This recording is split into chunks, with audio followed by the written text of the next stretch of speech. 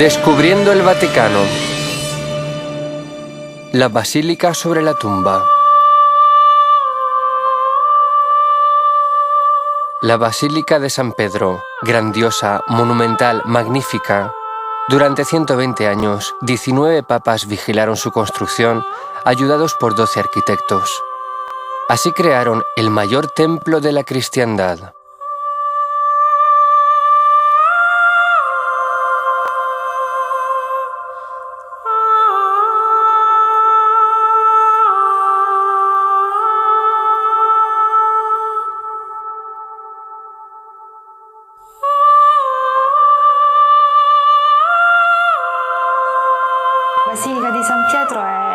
La Basílica de San Pedro es indescriptible. La vi por primera vez cuando tenía 4 años y casi me desmayé al ver su grandeza. Me entraba vértigo. Cada vez que la veo, mi impresión es igual que la que tuve con 4 años. La misma sensación, el mismo vértigo.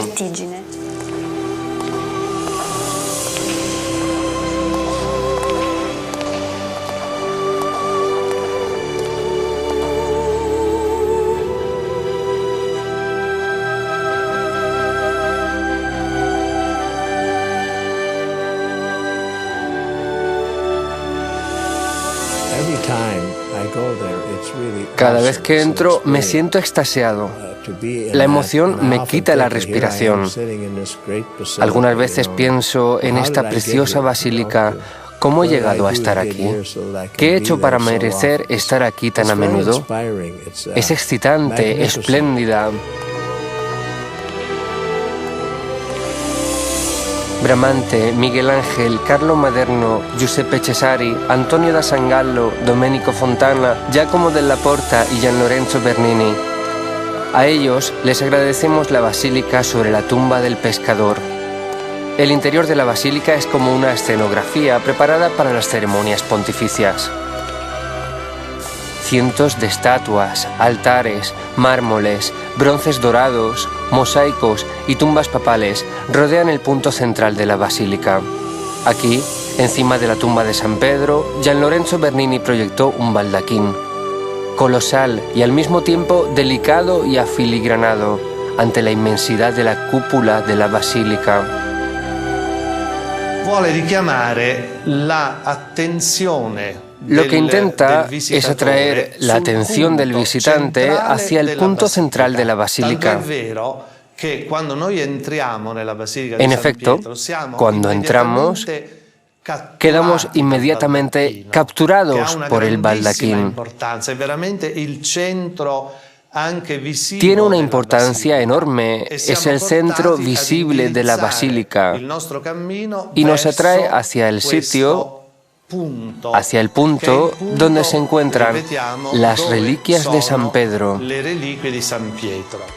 San Pedro no es solo uno de los primeros mártires, sino en especial el primer papa, en el cual tiene su origen la institución del papado y cuyo sucesor fue también Urbano VIII, el Papa Barberini. Fue él el que mandó a Bernini el proyecto del baldaquín. El baldaquín con sus columnas, que fueron aumentadas hasta doblarlas o triplicarlas sobre el antiguo modelo, y también el ciborio, el altar mayor, el catafalco, que indica el lugar de la sepultura de San Pedro. Bernini se inspira en monumentos efímeros, en conjuntos triunfales, para esta obra que tenía que ser eterna, pero al mismo tiempo debía parecer efímera, casi en movimiento, en transcurso. Las columnas de Bernini repiten la forma de las columnas que, hace tiempo, en la Basílica Constantiniana rodeaban el ciborio. 8 columnas en espiral se conservaron de la primera basílica y fueron colocadas en los pilares que sostienen la cúpula, simbolizando la continuidad de la veneración que se rinde al sitio donde está la tumba del apóstol. Bernini imaginó estas altas columnas con 28 metros que tienen la altura de un palacio. Dentro de la basílica no dan esa impresión. pero en realidad son altísimas.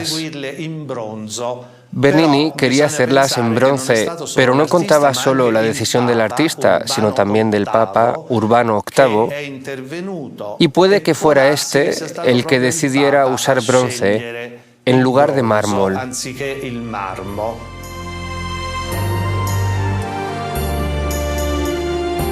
El mármol podía deteriorarse, pero la idea del Papa era que el baldaquín durase eternamente. Por eso se recurrió al bronce. Pero encontrar una cantidad de metal tan grande en un tiempo relativamente corto era casi imposible. Entonces Bernini sugirió que se aprovechase para eso algunos elementos de bronce de la antigua Roma que decoraban el Panteón, el templo de los dioses de la antigüedad.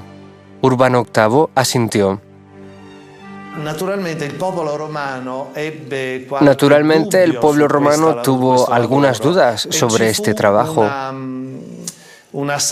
e inventaron una sátira en latín que en español suena: lo que no hicieron los bárbaros, lo hicieron los barberini. Porque los bárbaros saquearon Roma e hicieron muchas cosas, pero habían respetado los bronces del Panteón.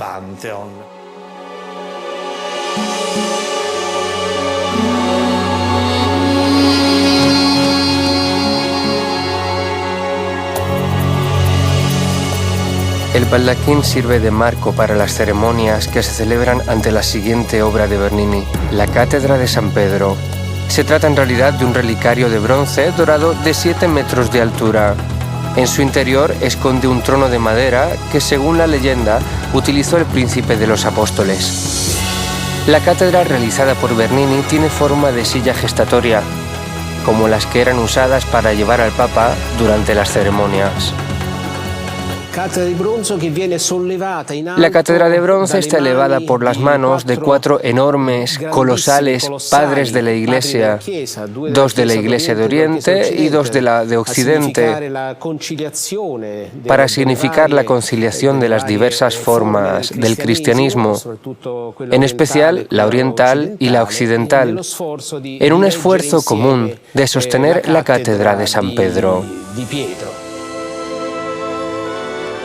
Los que sostienen la silla papal, los llamados sediari, son 4 padres de la Iglesia, los santos Ambrosio, Atanasio, Juan Crisóstomo y Agustín. Bajo la cátedra se dejan ver cuerdas de cuero que posiblemente sirvieran para llevar la silla. Los sediari, los portadores de la silla, la llevaban sobre sus hombros, sosteniendo con las manos cuerdas de cuero para procurar mayor estabilidad. San Agustín deja huir la cuerda de su mano. El trono no se apoya ya en los hombros de los portadores. El trono papal se eleva, se mueve, vuela hacia el cielo. Bernini quería representar un milagro, es decir, el momento en el que la cátedra se separa de las manos de los portadores y se eleva hacia el paraíso.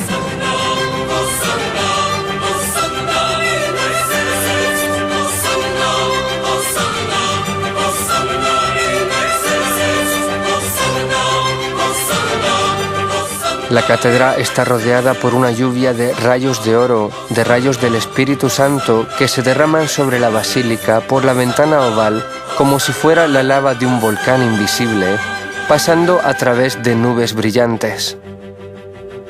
En el Apocalipsis leemos que Dios aparece precedido de un trono vacío, una cátedra vacía.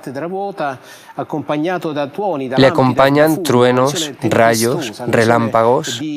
Es una visión tempestuosa, llena de fuerza. Así es el espacio creado por Bernini dentro de la basílica, superando e incluso enfrentándose a la visión de los grandes constructores del Renacimiento. Alrededor del baldaquín hay 4 pilares, cada uno con una escultura que representa a los santos Elena, Andrés, Verónica y Longino. En los pilares se encuentran 4 balcones desde los cuales se mostraban las principales reliquias del cristianismo: la lanza de Longino, que traspasó el costado de Cristo, el pañuelo de la Verónica, la cabeza de San Andrés y las reliquias de la Santa Cruz. En la Basílica de San Pedro no hay ninguna imagen que esté pintada sobre lienzo, de manera que se pueda corroer. Todas las imágenes son réplicas en mosaico. En efecto, los creadores de esta iglesia querían que fuera eterna, según el mensaje de la iglesia triunfante del siglo XVII. En la cima de los pilares, los 4 evangelistas vigilan la tumba de San Pedro. San Mateo con su símbolo, el ángel. San Marcos con el símbolo del león. En efecto, el Evangelio de San Marcos empieza con la historia de San Juan Bautista en el desierto, y el león entonces era símbolo del desierto.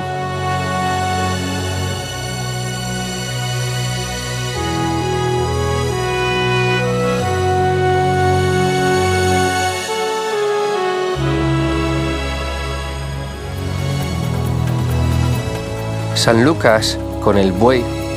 Su evangelio empieza con la aparición de San Gabriel al sacerdote Zacarías en el templo de Jerusalén. En este se sacrificaba, entre otros, bueyes. Finalmente, San Juan, cuyo evangelio es considerado teológicamente el de visión más profunda. Por eso se le llama el águila del espíritu evangélico, y por tanto le acompaña un águila.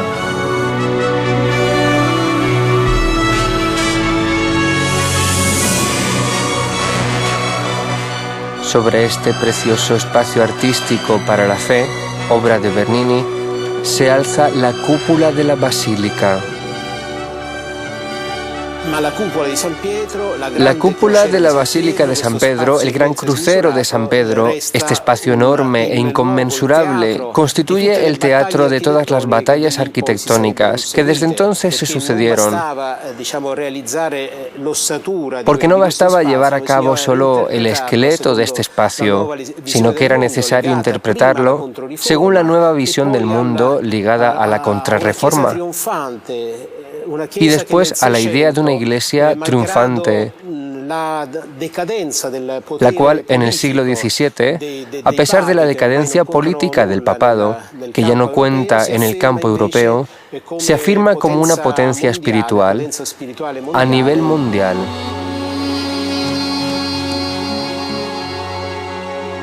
Fue precisamente el espíritu de la Contrarreforma lo que motivó la decisión, tomada mientras se terminaba la basílica, de crear una nave grandiosa, de más de 180 metros de largo, como escenario para grandes ceremonias y procesiones. Un escenario en el que se hiciera patente la idea de la Iglesia y de la fe triunfante.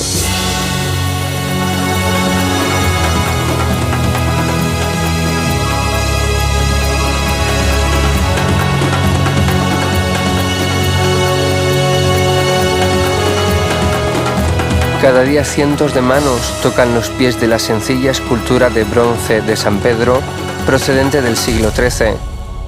Quizá en este simple gesto está contenida una metáfora de la historia de la Iglesia, de sus humildes principios, pasando por la Edad Media y el Renacimiento, hasta los tiempos de la Iglesia global, como brújula de la moral de nuestros tiempos.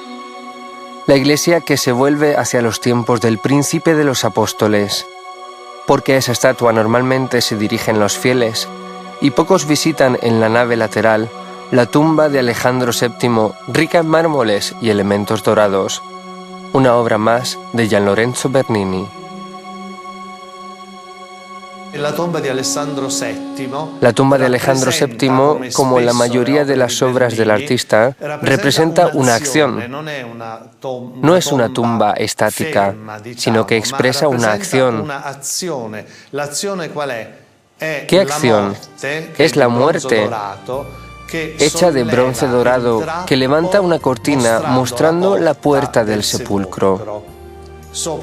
Sobre la túnica se encuentra el Papa Alejandro VII en oración, es decir, en una actitud de humildad.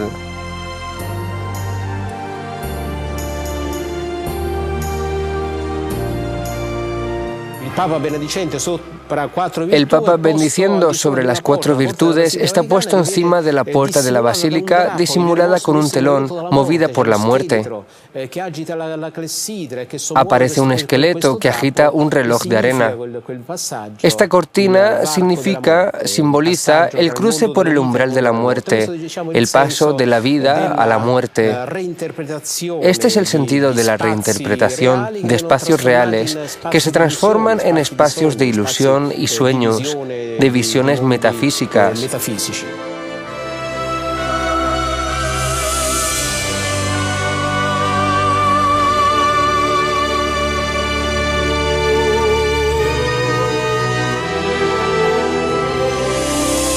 Bernini llenó la basílica de movimiento.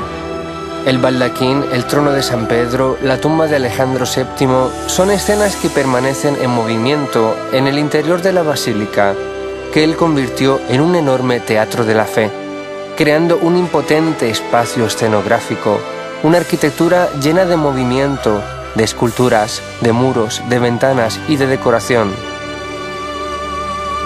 Avanzando por la nave lateral encontramos una escultura que por su sencillez contrasta con la escenografía de Bernini.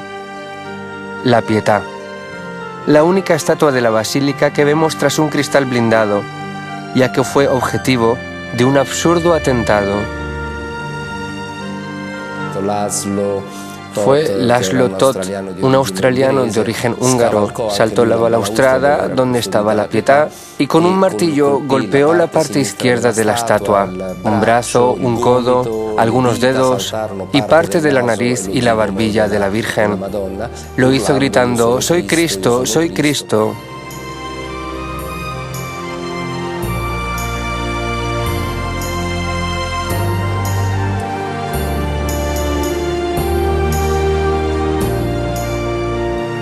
La reconstrucción de la Pietà, la restauración de la cara y de las manos, fue posible gracias a un calco, a una copia de yeso que se encontraba en el tesoro de San Pedro. Una copia fiel en yeso.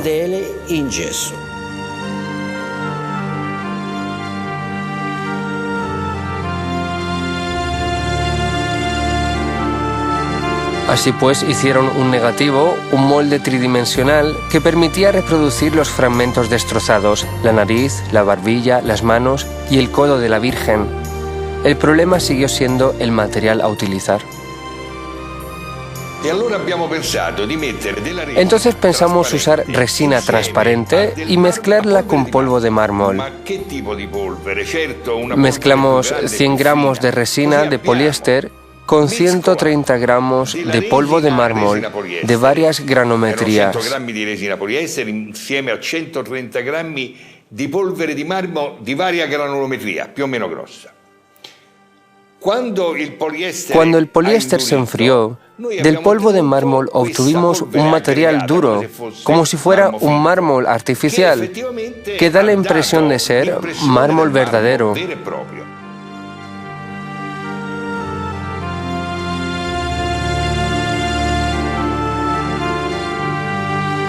Los conservadores lograron el éxito, por lo que hoy podemos admirar la joven Virgen sosteniendo en sus brazos el cuerpo de su hijo muerto.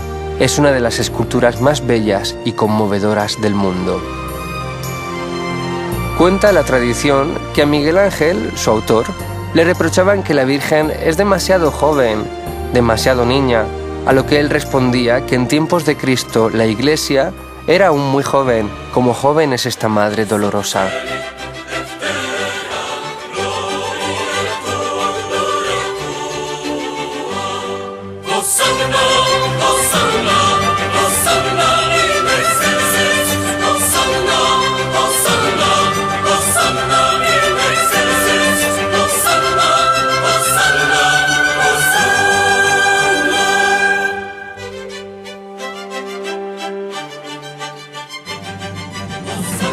Encima de la entrada principal de la basílica se ve 3 ventanas.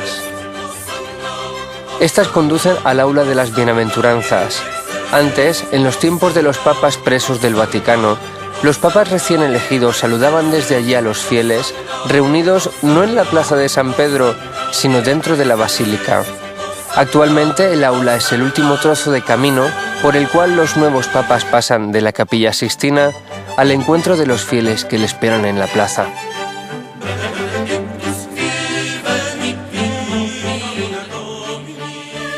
Cuando el nuevo papa sale al balcón, entre aclamaciones y aplausos, lo primero que ve es el obelisco del antiguo Egipto y seguidamente ve la multitud en la plaza y la columnata de Bernini, rodeándola con sus brazos.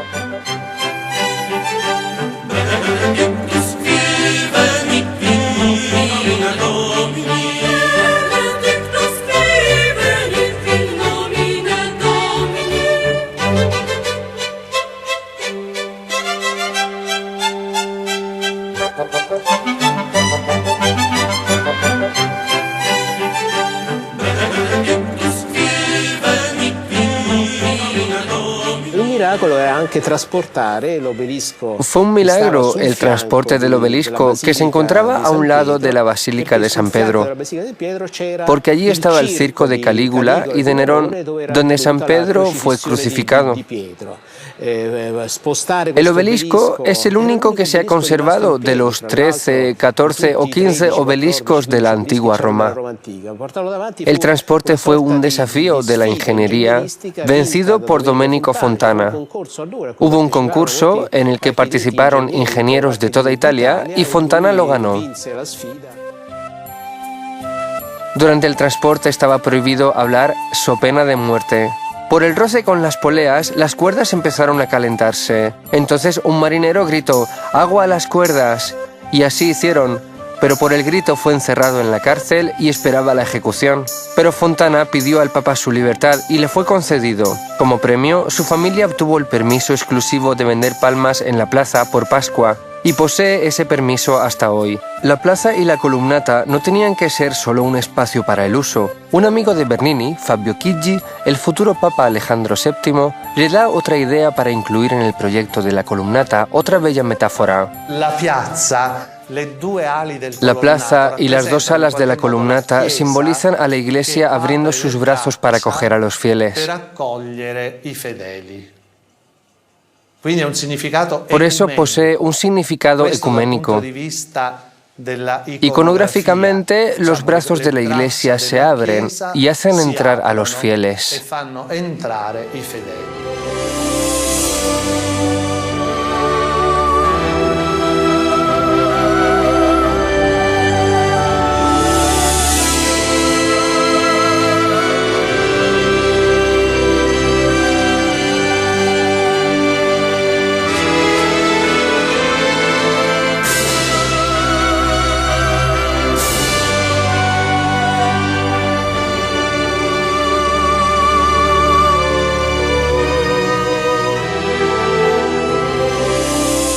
Sobre el baldaquín de la tumba de Pedro se alza la cúpula de la basílica.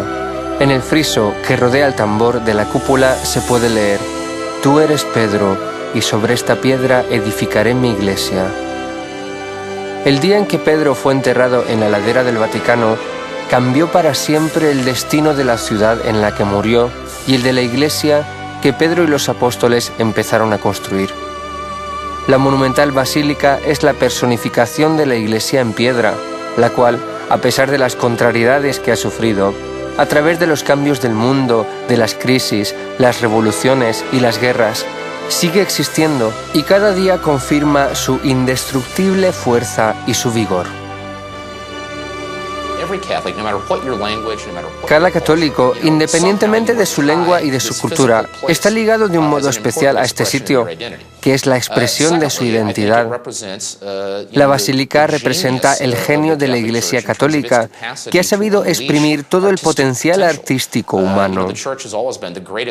La Iglesia ha sido siempre la mayor protectora del arte. La belleza y la majestuosidad de la basílica es un espléndido ejemplo del impulso del espíritu humano, de la voluntad de ofrecer a Dios lo mejor que puede alcanzar la humanidad.